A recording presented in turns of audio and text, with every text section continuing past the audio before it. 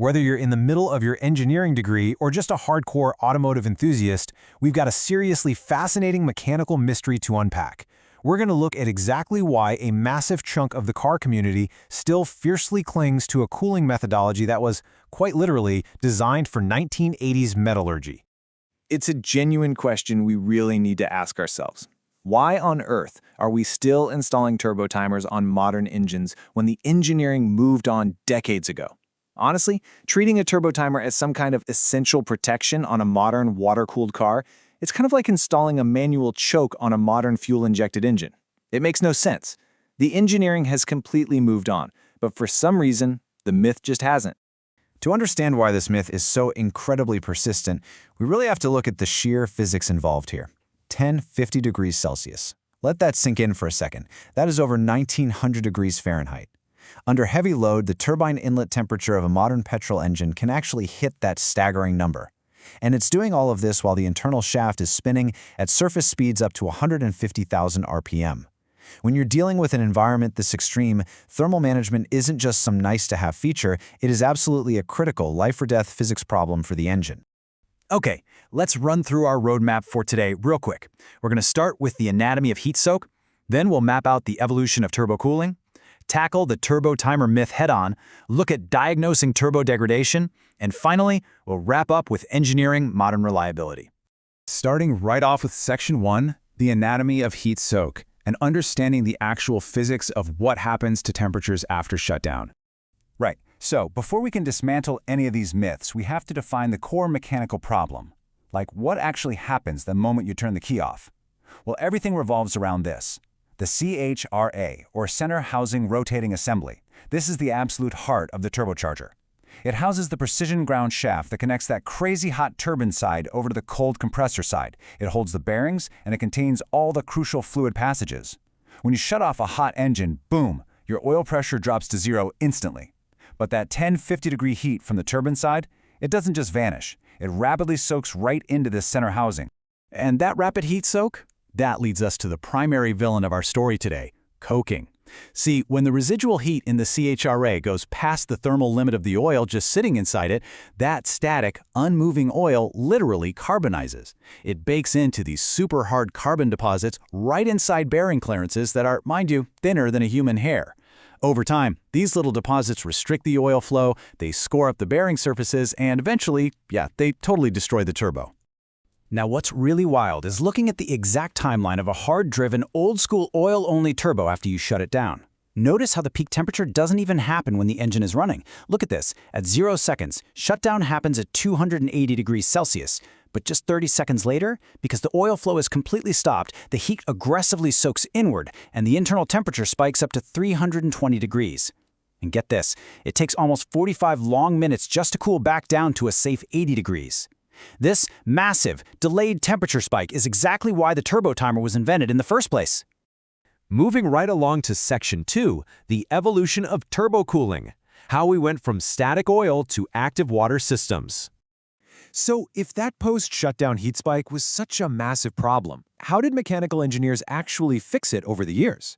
Well, they completely changed the architecture of the CHRA. On one hand, you've got the archaic oil-only CHRA, which was basically the standard before the 1990s. It relied entirely on engine oil to carry heat away. Engine stops, cooling stops. Simple, but flawed. But check out the modern, water-cooled CHRA.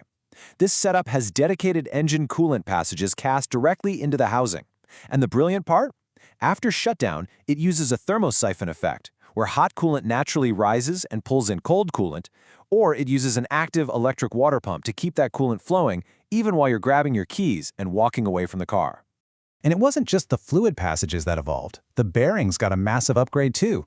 Traditional journal bearings literally float on incredibly thin oil films, talking just 5 to 15 microns thick. They need massive oil pressure and they generate a lot of internal friction heat. But modern high-performance setups, they increasingly use ceramic ball bearings. These use a single angular contact cartridge, which drops bearing friction losses by a staggering 60%, and they need way less oil flow. Less friction just means way less heat generated internally right from the start. All right, on to Section 3, the turbo timer myth. Let's look at some actual thermal dissipation rates and hard data. Now that we've got a handle on the modern hardware, it is time to challenge that extended idle habit with some actual engineering data. The numbers don't lie here. Look at this matrix comparing thermal dissipation right after a 10-minute hard run. That old oil-only setup spikes over 300 degrees and takes 45 minutes to cool. Now look at the 5-minute idle, the classic turbo timer solution. It only drops the peak temp to about 220 degrees.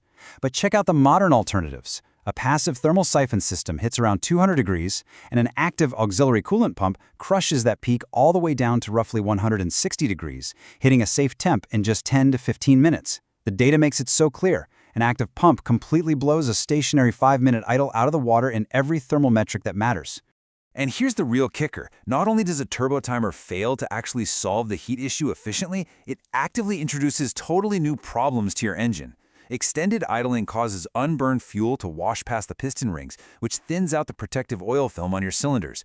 If you've got a modern direct injection engine, it drastically increases carbon buildup on your intake valves. For the diesel folks, it drops exhaust temps and interrupts those vital DPF regenerations. Plus, it pushes your catalytic converter right below its critical 300-degree light-off threshold. You are literally harming a modern engine by forcing it to sit there and idle for no reason. Section 4. Diagnosing turbo degradation. How to spot the early warning signs and failure modes. Let's get a bit practical for a second. Say you're in the garage. How do you actually monitor your own turbo's health? Well, here is your checklist to distinguish between normal wear and tear and a critical failure. A tiny bit of oil mist is totally normal, but if you're seeing blue smoke on a cold startup, that often means your labyrinth shaft seals are leaking. Significant oil pooling inside the intercooler pipes is a massive red flag. Listen to the engine, too. A mechanical whine that scales up with your RPM points straight to journal bearing wear, while a cyclical chirping sound is a clear signal that your shaft is out of balance. And hey, if you can actually reach the compressor wheel, check for axial play. If it moves front to back more than 0.075 millimeters, your thrust bearing is officially toast. So you spot one of these signs. Now you face the big question. Do you rebuild it or replace it? You want to rebuild when those expensive compressor and turbine wheels are still totally undamaged, when the center housing can be cleanly remachined back to spec, or obviously if you're dealing with a super rare, hard-to-find unit. But you replace it immediately, no hesitation, if there is any sign of wheel contact damage, erosion, or fracturing. I mean, think about it. A fractured turbine wheel spinning at 150,000 RPM, that is quite literally a grenade waiting to go off under your hood. Finally, Section 5, Engineering Modern Reliability. Let's talk actionable protocols and oil specs. This right here is how you actually protect your engine in the real world. Forget the timers. Modern reliability all comes down to the real secret sauce, your oil. Just look at the coking threshold column on this chart. Old mineral oil starts breaking down and coking at just 150 degrees Celsius, but look down at a high-quality PAO full synthetic oil. It pushes that survival threshold all the way up to 240 degrees. By securing an HTHS viscosity of at least 3.5 and taking advantage of the incredible oxidation stability of modern synthetic oils, you practically eliminate the risk of coking altogether. The oil is doing all the heavy lifting here, not a timer on your dash. But of course, oil only works if you treat it right, which is why proper warm-up periods are absolutely crucial. When oil is cold, it's thick. If you just jump in and floor it right out of the driveway, those turbo bearings are going to be momentarily starved of oil. Why? Because the pressure hasn't had time to fully establish that microscopic 5-micron oil film we talked about earlier. Always warm it up properly before you start introducing high loads. So let's summarize and clearly separate fact from fiction. Extended 5-minute stationary idling? Totally outdated. Installing aftermarket turbo timers on modern water-cooled housings? Outdated. But what is absolutely necessary? Being super strict about your synthetic oil change intervals. If you're pushing high boost with modifications, it is necessary to run an auxiliary coolant pump. And if you're hitting the track, executing a proper cool-down driving lap is 100% necessary. Speaking of cooldown laps, here is the actual engineer-approved protocol. Step 1, execute a gentle driving lap or just drive lightly through your neighborhood for about 1 or 2 minutes before you park. This partial load driving forces a massive amount of air through the engine, dropping your exhaust gas temperatures incredibly fast while keeping your oil pressure maxed out. Step 2, park it and just let the engine settle to a normal idle. Step 3, shut it off immediately. Just turn the key.